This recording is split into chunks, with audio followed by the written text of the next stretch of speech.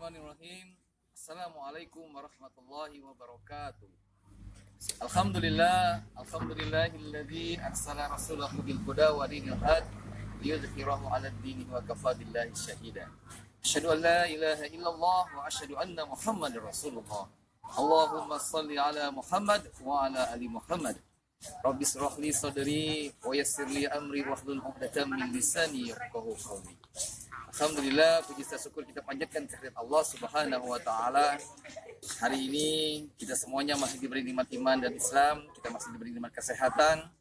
Shalawat serta salam semoga tercurah limpahkan kepada junjungan Nabi besar kita Muhammad sallallahu alaihi wasallam beserta keluarganya, sahabatnya hingga kita umatnya sampai akhir.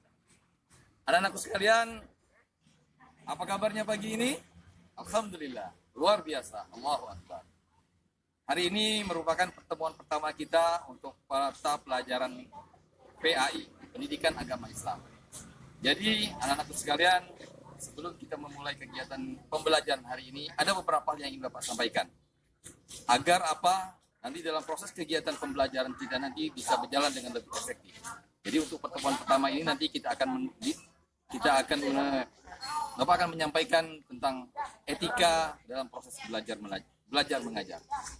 Anak-anak sekalian yang dirahmati Allah Subhanahu wa taala, sebelum kita memulai pembelajaran mata pelajaran pendidikan agama Islam, ada beberapa hal yang ingin Bapak sampaikan.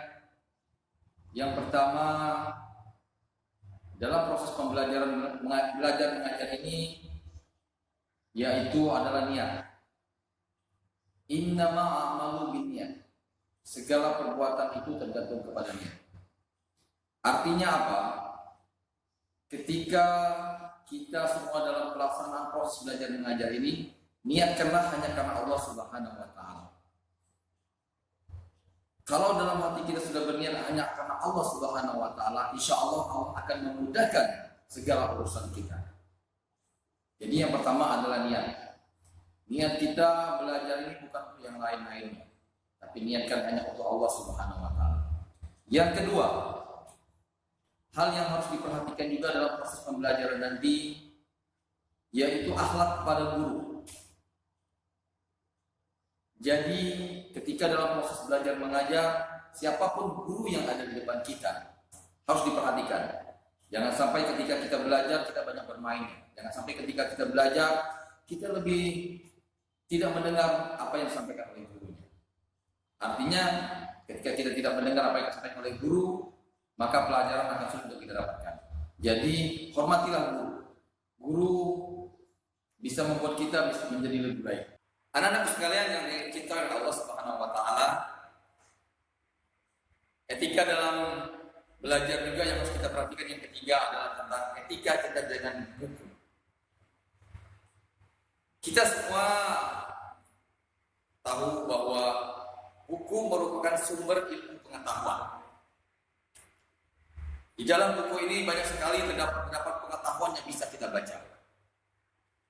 Walaupun saat ini pengetahuan bisa kita dapatkan selain dari buku, bisa dari internet ataupun yang lain. Tetapi kita tidak boleh lupa dengan buku. Buku yang telah diberikan oleh pihak sekolah atau yang telah diberikan oleh orang tua dipelajari dengan seksama. Jangan sampai buku hanya sebagai bahan untuk dibawa saja. Bawa dari rumah ke sekolah, balik lagi. Yang keempat, yang harus kita perhatikan anak-anak semuanya ketika dalam proses belajar mengajar adalah tentang kedisiplinan. Disiplin ketika datang ke sekolah. Jangan sampai datang ke sekolahnya kita terlambat. Apalagi bel sudah berbunyi, kawan-kawannya sudah berbaris di depan kelas, kita masih di jalan. Ini yang harus diperhatikan. Ya, disiplin datang dari rumah harus cepat. Kita masuk jam 7.15, berarti jam 7:10 kita sudah berada di sekolah. Kemudian disiplin ketika memasuki kelas. Ya. Jangan sampai ketika kita memasuki kelas kita berlari-lari. Sesuai dengan aturan yang ada di kita bahwa ketika memasuki kelas dapat berbaris dengan rapi, kemudian masuk satu persatu. Kemudian disiplin dalam belajar. Ini yang sangat-sangat harus diperhatikan. Jangan sampai ketika proses belajar mengajar kita masih bermain-main. Kemudian juga kita tidak disiplin mendengarkan apa yang disampaikan oleh guru.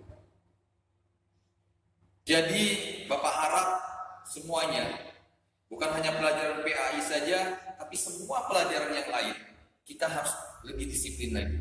Karena dengan disiplin, insya Allah kita akan lebih mudah untuk belajar. Kita akan lebih enak dalam proses belajar mengajar. Guru juga akan lebih enak dalam proses mengajar. Anak-anak juga lebih mudah menerima pelajaran. Demikian mungkin untuk perkenalan awal kita pada hari ini. Semoga apa yang Bapak sampaikan ini dapat bermanfaat buat kita semuanya. Nanti ke depannya untuk PAI kita akan mulai dengan bab 1. Jadi Bapak harap buku anak-anak yang sudah diberikan oleh pihak sekolah silakan dipelajari kembali. Kemudian dibaca-baca di rumah. Dan juga yang harus diperhatikan untuk pelajar PAI, Bapak akan informasikan pertemuan pertama dan kedua itu adalah materi. Pertemuan ketiga nanti kita akan ulangan. Jadi setiap proses belajar mengajar untuk PAI dari bab 1 atau ke bab selanjutnya, pertemuan pertama, pertemuan kedua itu adalah materi, pertemuan yang ketiga adalah ujian, ulangan harian. Demikian, semoga bermanfaat.